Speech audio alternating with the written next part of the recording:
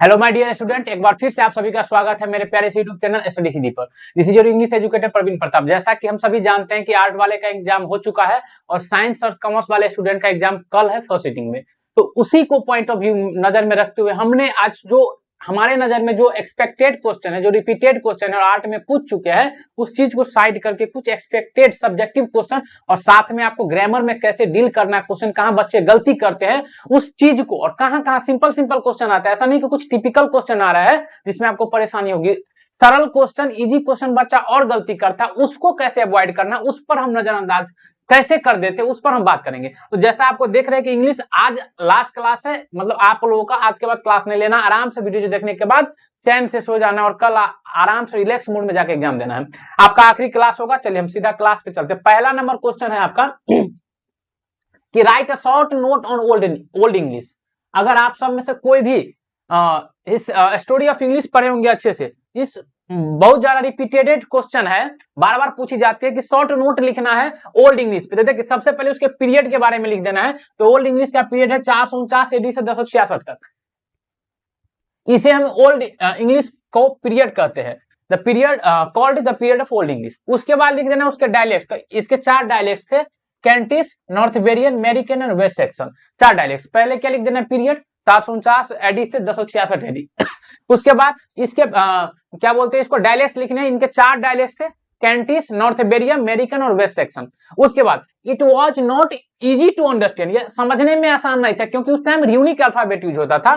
The writing system use to unique alphabet. जैसे अगर ए ऐसे है तो सीधा वाला फॉलो करता था, ए ऐसे होता था। अगर बी ऐसे है तो बी ऐसे होता था। अगर सी ऐसे है तो सी उसका ऐसे होता था। अगर डी ऐसे है तो उसका डी ऐसे होता था। वो यूनिक अल्फाबेट का डी था, तो वो समझने में आसान नहीं था। अभी हम आपको ऐसे लिख दे, मतलब ऐसे लिख दे और बोलेंगे ये क्या लिखा है बाबू, तो आप नहीं समझ पाएंगे, लेकिन वो यूनिक अल्फाबेट का डी है, डॉगी लिखा है, तो उस समझने में थोड़ा टिपिकल होता था। There are 2 major influence on English, Latin और स्कैंडिनेवियन। ये ऑब्जेक्टिव में पूछा आर्ट में कि ओल्ड इंग्लिश का मतलब एक क्या थे मेजर इन्फ्लुएंस, तो आपको याद रखना लैटिन और Scandinavian. The influence brought many vocabulary. ये जो इन्फ्लुएंस था बहुत सारे वोकेबलरी लेके आए in English, but the period was not good for literature. लेकिन ये पीरियड लिटरेचर के लिए अच्छा नहीं था। The viewers the and Eunice are the manuscript of old English. ये दोनों मैन्युस्क्रिप्ट थे। मैन्युस्क्रिप्ट मतलब क्या होता है, खुद से हस्तलिखित बातें, हस्तलिखित बातें, हस्तलिखित। क्योंकि पहले जब ओल्ड इंग्लिश के टाइम में ना प्रिंटिंग नहीं हुआ करता था, जो भी हमारे बुक वगैरह थे हाथ से लिखी जाती थी। चाहे अगर 100 प्रिंट करना हो तो अभी क्या है, 100 किताबें छपनी है तो एक किताबें लिख देते और 6 उसका कॉपी निकाल देते हैं। लेकिन ओल्ड इंग्लिश के टाइम में आपको 100 का 100 किताब हाथ से लिखनी पड़ती थी, उसे मैन्युस्क्रिप्ट कहते हैं। तो ये रहा आपका ओल्ड इंग्लिश का पूरा ओवरव्यू। इसको अच्छे से देख लीजिएगा, याद नहीं करना, 3-4 बार पढ़ लेना। मेन चीज याद रखना है उसका क्या बोलते हैं 449 से 1066 उसका पीरियड, उसके बाद मेजर इन्फ्लुएंस क्या है, और उसके बाद इसका जो है सो डायलेक्ट्स। चलिए अगला क्वेश्चन पे चलते हैं। क्वेश्चन नंबर अगला जो आपको दिखाई दे रहा है, एक मिनट, क्वेश्चन नंबर अगला जो आपको दिखाई दे रहा है वो है मिडिल इंग्लिश। बाबू मिडिल देखिए 3-4, मिडिल इंग्लिश, ओल्ड इंग्लिश और मॉडर्न इंग्लिश, और उसके बाद फ्यूचर ऑफ इंग्लिश। तो फ्यूचर ऑफ इंग्लिश पूछ चुकी है आर्ट्स वाले में, तो उस पर इसलिए हम उस पर चर्चा नहीं करेंगे। क्या लिखा है, right a short note on middle English. Middle English क्या है, द पीरियड बिटवीन 1150 से 1500 एडी। वो था 449 से 1066, और 1066 से लगभग एक बार 1150 से शुरू हुआ तो 1066 से लगभग 1150, यानी 100 साल तक, लगभग 100 ईयर्स तक इंग्लिश का कोई वर्चस्व नहीं था। इसमें मतलब इसका कोई वैल्यू ही नहीं रहा। 1 साल तक की गुमनाम रहा लैंग्वेज, 100 सालों तक लैंग्वेज गुमनाम रहा, इसको कोई जानता तक नहीं था। जब सेक्शन लोगों ने क्या बोलते हैं उसको, इंग्लैंड पर अटैक किया, और इंग्लैंड में रह के, इंग्लैंड में जर्मन के लोगों ने, जर्मन का भाषा ही, जर्मन के लोगों ने इंग्लैंड पर अटैक किया और इंग्लैंड में रहकर अपनी भाषा अपना लिया, तो लगभग 100 वर्षों तक की भाषा गुमनाम रहा। फिर 1150 एडी से 1500 एडी तक मिडिल इंग्लिश का पीरियड कहा जाता है इसको। ये भी पूछा जाएगा कि what was the period of middle English, तो 1150 एडी से 1500 एडी तक। It had 4 dialects, sorry 5 dialects, northern, southern, east, midland, westland. अब देखिए 4 गो दिशा होता है, east, west, south, north. Northern, southern, उसके बाद ईस्ट में मिडलैंड लगा देना और वेस्ट मिडलैंड, बस बात खत्म। देखिए उत्तर वाला में नॉर्थेन, साउथेन, नॉर्थर्न, साउथर्न, ईस्टलैंड, वेस्टलैंड, और एक आपका हो गया सिर्फ एक्स्ट्रा याद रखना कैंटिस। हो गया, 4 दिशा है, ईस्ट वेस्ट नॉर्थ साउथ। देखिए नॉर्थर्न, साउथर्न, ईस्टलैंड, वेस्टलैंड और कैंटिस, 5 हो गया आपका dialect. It was easy to understand, ये समझने में आसान था ओल्ड इंग्लिश की अपेक्षा। The writing system was legible, मतलब लिजेबल का मतलब होता है पढ़ने योग्य, पठनीय। इलिजेबल का मतलब होता है अपठनीय। देयर वर 2 मेजर इन्फ्लुएंस, इसमें भी 2 मेजर इन्फ्लुएंस हुए, इंग्लिश, फ्रेंच और लैटिन का। याद रखिएगा, उसमें लैटिन और कैंटिस, इसमें फ्रेंच और Latin. This influence brought rich vocabulary, ये जो रिवोल्यूशन हुआ, ये जो इन्फ्लुएंस हुआ, ये बहुत सारे वोकेबलरी लेके आए। This period was a golden period of English literature, और ये पीरियड जो है गोल्डन पीरियड कहा जाता है मिडिल इंग्लिश का। आप ये भी पूछा जाएगा। Chaucer, Gower and Langland are some notable writers of this period, आपको पूछा जाएगा which one are the notable writer of middle English, इसमें से किसी एक का नाम लिखा रहेगा, जेफरी चौसर, गोयर और लैंगलैंड, तो इसमें से आप अपने अकॉर्डिंग चुन सकते हैं। ये रहा आपका मिडिल इंग्लिश पे। मिडिल इंग्लिश के बाद अगर हम बात करें बाबू, तो ये हो गया आपका मॉडर्न इंग्लिश पे शॉर्ट नोट। मॉडर्न इंग्लिश पे कैसे बात करेंगे, तो सबसे पहले आंसर में देखना, the period of middle English is from 1500 AD से टिल नाउ, यानी अभी भी हम लोग मिडिल इंग्लिश में ही काम कर रहे हैं, सॉरी मॉडर्न इंग्लिश में ही हम लोग काम कर रहे हैं, क्योंकि 449 से 1066, 1150 से 1500 एडी और 1500 एडी से अभी तक यही चल रहा है। It is started after a great vowel shift, ये कब शुरू हुई, जब ग्रेट वोवेल शिफ्ट हुई इंग्लिश में, उसके बाद से शुरू हो गई।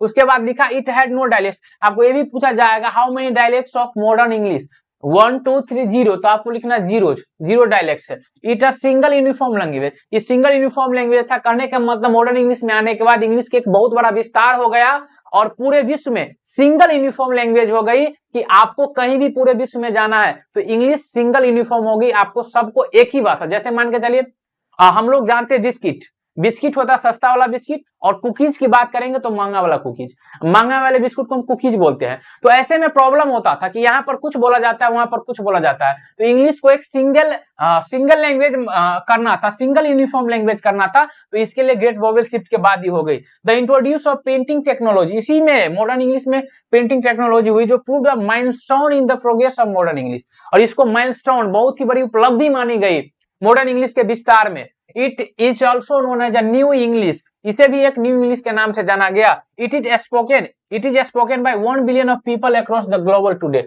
और आज लगभग 1 बिलियन पीपल पूरे वर्ल्ड में इस इंग्लिश भाषा को बोलती है। It is widely spoken language today, और ये बाहर क्षेत्रों में भी बोली जाती है। It has a standard form of the grammar today. The familiar spelling. Notable writer of this period are William Shakespeare, Johnson, GB साक, चॉस, डेकनेस और एडमंड स्पेंसर, ये सारे नोटेबल राइटर है मॉडर्न इंग्लिश का। तो ये रहा आपका तीनों पर शॉर्ट नोट। उसके बाद इंडियन इंग्लिश पे हम कुछ चर्चा करेंगे, इंडियन इंग्लिश पे शॉर्ट नोट कैसे लिख सकते हैं, इंडिया में इंग्लिश कैसे विस्तार हुई। तो in India English has played important role, India में इंग्लिश एक अच्छे रोल प्ले करते हैं, क्योंकि अगर आप इंग्लिश इंडिया में बोलते हैं तो आपको एक पढ़े लिखे इंसान माने जाएंगे, बहुत ही अच्छे ब्रिलियंट इंसान माने जाएंगे, आपको सब इज्जत करेंगे। It help Indian to pass to learn new technology, ये किसमें मदद करते हैं इंडियन को, पहले की जो लर्न की गई चीजें हैं पास्ट में, उसको टेक्निक को समझने में, टेक्नोलॉजी को। Literature and philosophy from the western writer and the thinkers, यानी कि जो वेस्टर्न राइटर एवं थिंकर थे, सोच वाले व्यक्ति थे, उसको कैसे अपनाए, इस बात के ऊपर इंडियन इंग्लिश इसको मदद करती है। It has work as a language of link interaction with the people of their other region of the world. It has also played a vital role in the freedom movement of the country, और ये बहुत बड़ा role खेला था जब हमारा देश आजाद हुई थी, वाइटल विशाल रोल खेला था, क्योंकि उस टाइम जो इंग्लैंड लोगों ने हम पर अटैक किया था ना, तो इंग्लैंड लोग इंग्लिश भाषा जानते थे, अगर हम लोग इंग्लिश भाषा नहीं जानते तो शायद बहुत सारी बातें प्रॉब्लम होती। It has set up to the youngster parallel to the modern age some notable Indian writer are Rabindranath Tagore, Vikram Seth, Raja Roy and R K Narayan, ये सब नोटेबल राइटर है इंडियन इंग्लिश का। अब देखिए, अब हम बात करेंगे सबसे पहले बाबू एक्सप्लानेशन का। एक्सप्लानेशन का एक ट्रिक याद रखिएगा, वैसे हम आपको कराएंगे नीचे। तो एक्सप्लानेशन का आपको सीधा करना है कि जो लाइन रहेगा उसको लिखना है these lines have been, या आर भी लिख सकते हैं, taken from जिस टॉपिक से लिया गया है वो लिख दीजिए। उसके बाद क्या लिखना है, उसके बाद क्या लिखना है, टेकन फ्रॉम जो लाइन है उसके बाद वो क्या है, राइटर्स के बारे में लिखना है या पोएट है क्या है, ये उस चैप्टर के बारे में भी लिख देना है। दिस इज जो भी है, शॉर्ट स्टोरी है, ऐसे है, स्पीच है, जो भी है, वट एवर इट इज लिख देना। उसके बाद वो क्या है, he is a great leader, notable writers, what ever it is लिख देना है। और उसके बाद उस लाइन से क्या कहना चाहते हैं उस पर लिख देना। देखिए एक हम लिए हैं आपको,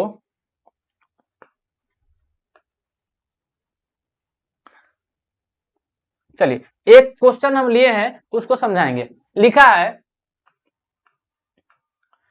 but think that we are turned aside to sleep, they who are another keep alive not parted be। E line किससे ली गई है इसको एक्सप्लेन करना है। तो एक्सप्लेन करने का सबसे सिंपल तरीका है, देखिए द लाइन गिवन हियर, जो लाइन यहाँ लिया गया है, from the love poem sweetest love I do not go, sweetest love I do not go से लिया गया लाइन है। और ये किसके द्वारा लिखी गई है, तो बाय जॉन डन के द्वारा, हम सब जानते हैं। Here the poet is pretending मतलब बहाना बनाना, किसी को बहकाना। His beloved बहाना बनाना, अपने प्यार से, अपने जो उनके महबूबा थे उनसे बहाना बना रहे हैं। They have merely turned their back on bed in this way beloved will always feel that the poet is there। वो अपनी महबूबा को बता रहे हैं कि हम तुमसे अलग नहीं हो रहे हैं, हम आपके साथ है हमेशा। moreover he assured his beloved, वो assure मतलब भरोसा दिलाना, वो अपने beloved को भरोसा दिला रहे हैं कि that those who truly loves each other never part away, जो सच्चा प्यार करने वाले होते हैं वो कभी एक दूसरे से अलग नहीं होते हैं। that enough, आपको 2 से 3 नंबर मिल जाएगा। इसी को हम बोलते हैं ना, क्या बोलते हैं इसको, एक्सप्लेनेशन करना। तो आप सीधा सी ट्रिक याद रख सकते हैं। इसके बाद आपका बुक में ऑब्जेक्टिव वगैरह जो है देखिए, क्योंकि ज्यादा लंबा क्लास तो करना है नहीं। और इससे अगर आगे की हम बात करें, ग्रामर में कहां से टॉपिक आ रहे हैं, कहां से क्वेश्चन आ रहे हैं, उसको उससे हम कैसे बचेंगे, उस चीजें पर हमको ध्यान देनी है। तो इसके लिए हम चलते हैं थोड़ा आगे, आपको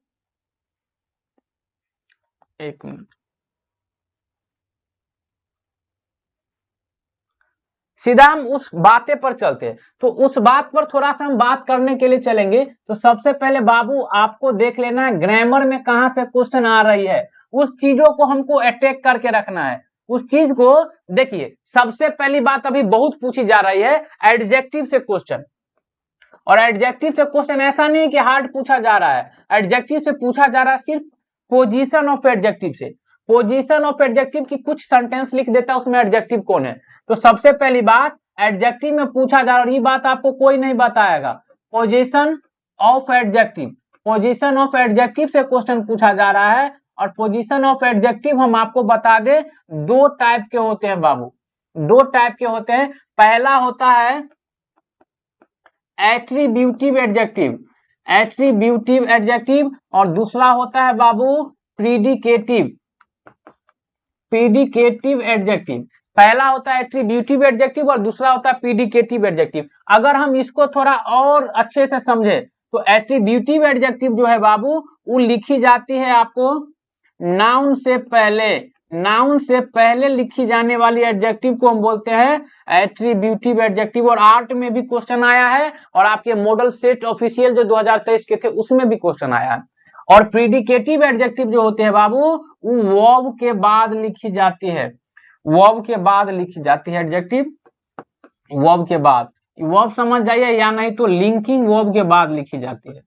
लिंकिंग वर्ब किसे कहते हैं, ज्यादातर इज, आर, एम, वाज, वर, इस सब को हम बोलते हैं लिंकिंग वर्ब।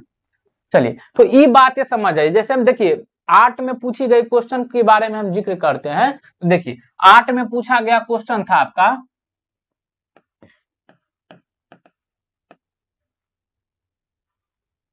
सी हैज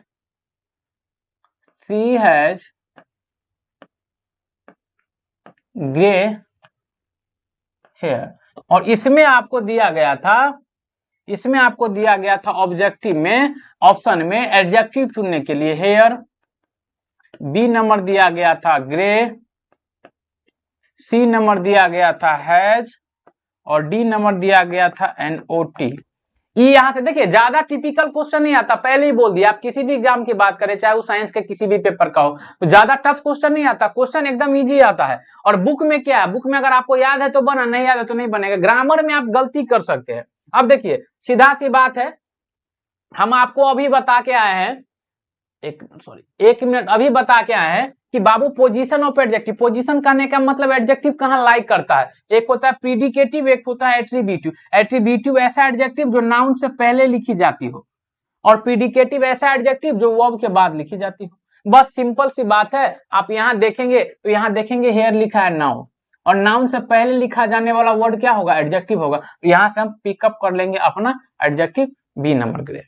ये क्वेश्चन पूछा गया है, और इस टाइप के क्वेश्चन में भी बच्चा गलती करता है। अगर इस टाइप के क्वेश्चन में गलती होगा तो फिर आपका मार्क कहां से आएगा। आगे हम बात करते हैं, ई हो गया एडजेक्टिव। एडजेक्टिव में इससे ज्यादा कुछ पढ़ना नहीं, इससे ज्यादा कुछ नहीं आता है। अब आगे हम बात करेंगे कि आगे और कहां कहां से क्या क्या पढ़े। तो सबसे पहली बात है, उतना तो हम रिवीजन करा नहीं पाएंगे, लेकिन जहां जहां बच्चा गलती करते, देखिए कभी अभी आपके एग्जाम में क्वेश्चन आ रही है, एकदम सिंपल वाली बात है कि डू, डज और डिड के बाद आपको हमेशा V1 चूज करना है। इस बात को आपको माइंड में लेकर चलना है। ये दो गो क्वेश्चन पूछा था इससे। आगे हम बात करते हैं बाबू, तो एक बात याद रखना है, इज, आर, एम के बाद आपको V4 का प्रयोग करना है, और आपको हैज, हैव, हैड के बाद आपको V3 का प्रयोग करना है। इस बात को नोट डाउन करके रखिएगा। आई बातें समझ में। तो ई आपका रहा। उसके बाद आगे की बात हम करें तो वॉइस से एक क्वेश्चन आता है मॉडल्स से। तो दो चीजें मॉडल्स में आपको याद रखनी है। पहला, जो मॉडल्स प्रयोग किया गया हो, पैसिव में हम सेम मॉडल को लेंगे, सेम मॉडल हमको चाहिए, और एक एक्स्ट्रा पार्टिकल चाहिए बी, एक एक्स्ट्रा पार्टिकल हमको चाहिए बी। उसके बाद ई हो गया, जैसे हम लिख देते हैं आई मस्ट बीट हिम, इसका पैसिव बनाएंगे तो हिम का हो जाएगा ही, और सेम मॉडल्स चाहिए तो मस्ट का मस्ट रखेंगे, बी एक एक्स्ट्रा पार्टिकल हम लगा दे बी, और बीट का हो जाएगा आपका बीटेन, और बाय का बाय लगाएंगे, और आई को उठा के मी बना देंगे। आपको ये सब बना हुआ देगा, सिर्फ आपको चुनना है मस्ट, यहाँ पर कैन दे देगा तो आपको वही चीज छांट देनी है। आई बातें समझ में। चलिए अगर हम आगे बात करें तो आपको आर्टिकल से क्वेश्चन आता है, आर्टिकल से क्वेश्चन आता है, और आर्टिकल से ज्यादा डीपली नहीं जाता है। एक क्वेश्चन आएगा आपको ए एन बेस्ड करके, और एक क्वेश्चन आपका आएगा द बेस्ड करके। तो एक ही बात याद रखनी है, अगर नाउन डिफिनिट है तो आपको द लगाना है, नाउन इनडिफिनिट है आपको ए एन लगाना है। लेकिन इसके लिए आपको इसका साउंड चेक करना पड़ेगा, साउंड चेक करना पड़ेगा कि साउंड कैसा है। अगर साउंड वाउल का आ रहा है तो आपको एन लगाना है, साउंड कंसोनेंट का आ रहा है तो आपको ए लगाना है। सिंपल सी बात है। जैसे एक क्वेश्चन पूछा था एंट करके, तो आप बताएं एंट का साउंड क्या आ रहा है, हमको एन लगाना है। सिंपल सी बातें हैं। अब हम आगे बात करेंगे कॉम्बिनेशन ऑफ सेंटेंस। हाँ, और एक आपको जो पूछा जाता है correct the sentence, correct sentence करने के लिए, तो करेक्ट करने के लिए आपको कुछ एक्स्ट्रा बातें याद रखनी पड़ेगी। जैसे एक्स्ट्रा बातें क्या याद रखनी पड़ेगी, ये जो सम होता है ना, सम, ये सम यूज होता है आपका पॉजिटिव सेंटेंस में, याद ही रखना है ये। और एनी जो प्रयोग होता है ना, वो यूज होता है निगेटिव सेंटेंस में। उसके बाद आपका जो फॉरवर्ड होता है ना, वो एक निगेटिव वर्ड है बाबू, ये निगेटिव वर्ड है, और निगेटिव वर्ड है तो इसके साथ हम नॉट का प्रयोग या नो का प्रयोग कभी नहीं करेंगे। इस बात को याद करना, और यही गलती करके आपको देगा। जैसे अगर हम एक सेंटेंस आपको लिख दे यहाँ पर कि I do not like some tea, या हम बोलेंगे आई लाइक एनी टी, हम यहां पर बोलेंगे, और एक 3-4 क्वेश्चन और दे देगा, बोलेगा कौन सा करेक्ट है। तो आपको यही बात देखना है ध्यान कि देखिए ये डू नॉट लिखा है मतलब निगेटिव सेंटेंस चल रहा है, निगेटिव सेंटेंस चल रहा है तो निगेटिव सेंटेंस में सम नहीं होता है, निगेटिव सेंटेंस में एनी होता है। और ये पॉजिटिव सेंटेंस चल रही है तो पॉजिटिव सेंटेंस में एनी नहीं होता है, पॉजिटिव सेंटेंस में सम होता है। इस बातें को आपको गौर से ध्यान रखनी है। आई बातें समझ में। जैसे हम अगर लिख दे आई फॉरवेड to, I forbid not to go there, I forbid not to go there। तो आपको एक बात याद रखनी है कि सर फॉरवर्ड तो अपने आप में निगेटिव वर्ड है, तो अगर फॉरवर्ड अपने आप में निगेटिव वर्ड है तो फिर फॉरवर्ड के साथ आगे हम नॉट क्यों लगा रहे हैं? हम बोलेंगे इसको हटा दीजिए, अब सही हो गया है, फॉरवर्ड टू गो देयर। तो इस जो छोटी छोटी बातें ना वही आपको गलती कराएगा, ऐसा नहीं कि कुछ एक्स्ट्रा आपको गलती, कुछ टिपिकल कंपैरेटिव इंग्लिश वाला चीज उसमें डेवलप कर देगा, जो ऐसा नहीं, एकदम सिंपल रहता है। बस आगे हम बात करेंगे थोड़ा सा आगे हम बात करेंगे आपको जो नरेशन वाली पार्ट है ना, आप नरेशन के सीधा नरेशन से कैसे बचेंगे? तो नरेशन में आपको कुछ मत करना है। सबसे पहले 8 वाले दिन मेरा जो एक वीडियो जाया था वो देख लीजिएगा। इन्वर्टेड कॉमा के बदले किस सेंटेंस में क्या आता है, उसके बाद जो कुछ एक्स्ट्रा वर्ड है, जो कुछ एक्स्ट्रा वर्ड है, जैसे टुडे को हम दैट डे में बदलते हैं, टुडे को दैट डे में बदलते हैं, यस्टरडे को प्रीवियस डे में बदलते हैं, टुमारो को द फॉलोइंग डे में, नाउ को देन में, बिफोर को एगो में, इस वर्ड से ही आपका पिकअप चल जाएगा। और सबसे बड़ी बात टेंस कैसे कन्वर्ट होता है फर्स्ट पर्सन, इस पे रखिएगा, आपको खोजना नहीं पड़ेगा, डायरेक्ट नरेशन से उसी से क्वेश्चन बन जाएगा। अगर इसके बाद हम बात करें, नरेशन के बाद बात करें, तो सर और कहां से आएगा? तो और आएगा आपका combination of sentence, combination of sentence है। तो कॉम्बिनेशन ऑफ सेंटेंस से करने का मतलब सीधा सी बात है, जो हाईलाइटेड क्वेश्चन है वो बताते हैं। अगर देखिए एक आदमी रहे और एक आदमी के दो इंफॉर्मेशन दे दे आपको, एक इंफॉर्मेशन ए और एक इंफॉर्मेशन बी, और इस दोनों को आपको जोड़ना हो, तो बउआ एक बात याद रखना है, इस दोनों को जोड़ने के लिए आप प्रयोग करेंगे एंड का। यानी एक ही आदमी का दो इंफॉर्मेशन दिया हो ए एंड बी का, जैसे हम लिख दे Ram is a boy, comma he is very intelligent. देखिए एक ही आदमी राम है और एक ही आदमी उसी के बारे में इंफॉर्मेशन दे रहा है, तो हम क्या करेंगे, एक ही आदमी के बारे में दो इंफॉर्मेशन है तो कुछ नहीं करेंगे, हम लिखेंगे Ram is a boy and, इसको एंड से चिपका देंगे, and he is very intelligent, हो गया सिंपल। एक ही आदमी के बारे में दो इंफॉर्मेशन दिया हो, एंड से जोड़ देंगे। आगे हम बात करेंगे बाबू, आगे एक चीज आपको लिखा रहेगा सो, और सो के जगह पर कभी कभी आपको देयर फॉर यूज हो जाएगा। तो एक बात याद रखनी है, जैसे हम लिखते हैं, देखिए मैं बीमार था क्योंकि मैं नहीं आया, हम ये सेंटेंस बोलते हैं, मैं बीमार था क्योंकि मैं नहीं आया, तो आप बोलेंगे सर आप ये क्या बोल रहे हैं? आपको ई वाला सेंटेंस पहले बोलना चाहिए, मैं नहीं आया क्योंकि मैं बीमार था, यानी ई वाला पहले रखिए और ई वाला बाद में ले जाइए। कहने का मतलब ये हुआ कि मैं नहीं आया, ई आपका रिजल्ट है और ई आपके नहीं आने का कारण है, यानी कॉज है। तो कहने का मतलब, और क्योंकि रखना है, क्योंकि को हम बोलते हैं बिकॉज, तो बिकॉज के बाद हम हमेशा रखते हैं कॉज को, और इससे पहले हम रखते हैं रिजल्ट को, इससे पहले हम क्या रखते हैं, रिजल्ट को, यानी कि मैं नहीं आया क्योंकि मैं बीमार था। अब यहाँ पर दो सेंटेंस हम आपको दे देते हैं बाबू, जैसे लिख दे इसी बात को, आई didn't come, I did not कम, और आई वॉज इल, ये दो सेंटेंस को आपको जोड़ना है। तो हम क्या करेंगे इसमें, आप ही बताइए हम क्या करेंगे? तो सर देखेंगे मैं नहीं आया क्योंकि मैं बीमार था, तो क्योंकि बीमार था तो पहले तो सर हम यहाँ पर बिकॉज लिख देंगे, बिकॉज लिख दिए, और बिकॉज से पहले लिखना है कॉज, कॉज मेरा क्या था, आई वॉज इल, और उसके बाद रिजल्ट क्या हुआ, तो I was ill, sorry I didn't come ना, पहले रिजल्ट लिखना है, तो I didn't come, I did not come because I was ill, हो गया बिकॉज आई वॉज इल, यही तो हमारा कॉम्बिनेशन हो गया, बस बात खत्म है कि मैं नहीं आया क्योंकि मैं बीमार था। अब इस देयरफॉर वाली बातें में क्या होती है, सो या देयरफॉर वाली बातें में, सो या देयरफॉर दोनों का मतलब होता है इसी, जैसे हम लिखते हैं मैं नहीं आया, मैं बीमार था इसलिए नहीं आया, इसलिए नहीं आया। अब देखिए मिल गया है कि सर इसलिए का मतलब होता है सो या देयरफॉर। इसका मतलब क्या हुआ, इसका मतलब ये हुआ कि इस सो और देयरफॉर से पहले हमको क्या लिखना है, कॉज लिखना है। मैं बीमार था इसलिए मैं नहीं आया, और बाद में लिखना रिजल्ट। सिंपल सी बात है। जैसे हम लिखेंगे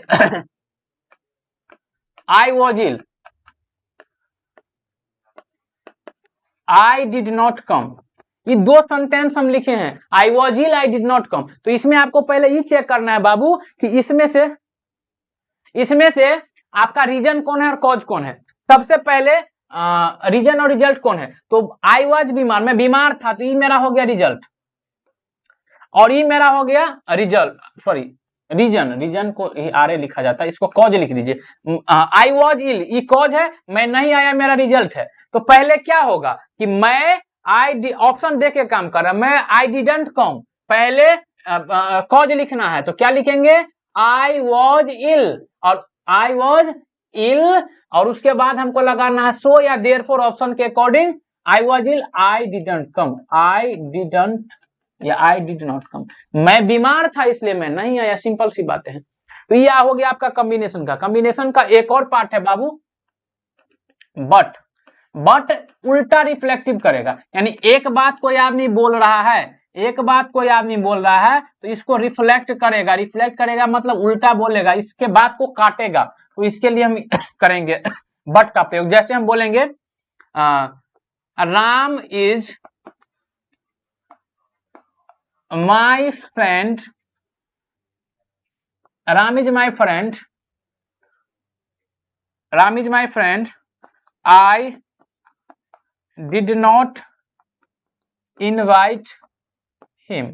अब एक बात कहिए कि अगर राम वॉज माई फ्रेंड लगा दीजिए, Ram was my friend, Ram मेरा, रुक जाइए यहां पर थोड़ा फेमस सब्जेक्ट ही डाल देते हैं, Monica was my friend, I did not invite him. अगर वो मेरा दोस्त, वो मेरी दोस्त थी, तो अगर कोई आदमी आपका दोस्त है तो क्या मसला बनता, उसको इनवाइट करना चाहिए, लेकिन हमने नहीं किया। इसका मतलब कॉन्ट्राडिक्शन है, इस बातों में विरोधाभास है, उल्टा हो रहा है। तो इसके लिए हम बट का प्रयोग करेंगे, यानी लिखेंगे मोनिका वॉज माई फ्रेंड, अब यहां पर प्रयोग हम करेंगे but I did not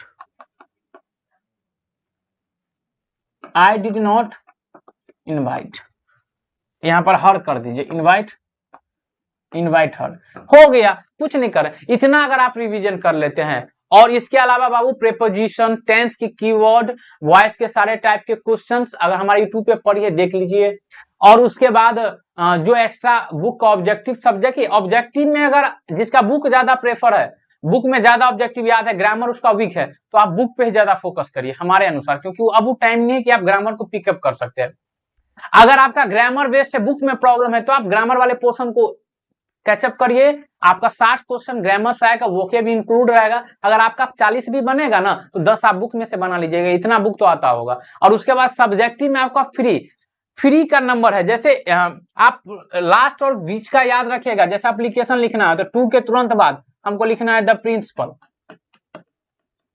principal, और यहां पर उस कॉलेज का नाम लिख दीजिएगा। उसके बाद यहां से लिख लेना है सर या ऑनरेबल सर कर देना। उसके बाद यहां से जो आपका यहाँ सब्जेक्ट करके रीजन लिख देना, क्या रिगार्डिंग है आपके, उसके बाद लिख देना है। और लास्ट में योर फेथफुली या योर